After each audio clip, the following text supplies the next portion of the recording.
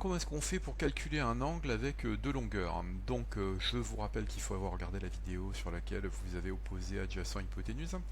Donc à nouveau, l'hypoténuse, donc je mets une flèche en face de l'angle droit, on voit donc que c'est lui. Ensuite on me donne l'angle B à trouver. Donc ça veut dire que c'est l'angle B que je veux utiliser, je mets une flèche en face. Et ici donc par élimination, l'adjacent c'est ici. Donc, ça veut dire qu'on m'a donné l'adjacent, on m'a donné l'hypoténuse, donc c'est A et c'est H. Ça veut dire que la seule formule dans laquelle on a A et H, c'est adjacent hypoténuse, c'est cosinus. Donc, on y va.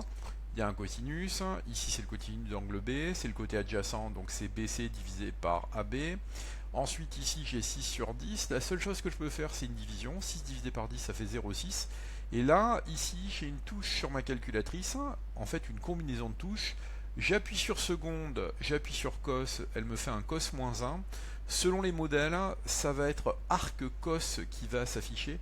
Et en fait, cos moins 1, j'ai envie de dire que ça ne veut pas dire grand chose, ou en tout cas pas un niveau 3ème. Donc on fera ça comme notation arc cos, donc ça veut dire que ici, il fait 53 degrés. On reprend un exemple un petit peu plus rapide. Donc cette fois-ci, à nouveau, en face de l'angle droit, j'ai l'hypoténuse. En face de l'angle A qu'on m'a demandé de trouver, j'ai l'opposé. Ensuite, par élimination, j'ai l'adjacent. Ça veut dire que j'ai une formule qui doit utiliser l'opposé et l'adjacent. Opposé et adjacent, c'est tangente. Tangente de l'angle A, côté opposé, c'est B, divisé par l'adjacent, c'est AC. La seule chose que je peux faire, c'est remplacer, j'ai 3 sur 7. C'est une division, ça fait 0,43. Seconde et temps pour obtenir arc tangente. Et j'obtiens un angle de 23,27 degrés. Voici comment est-ce qu'on fait pour obtenir donc un angle à partir de deux longueurs.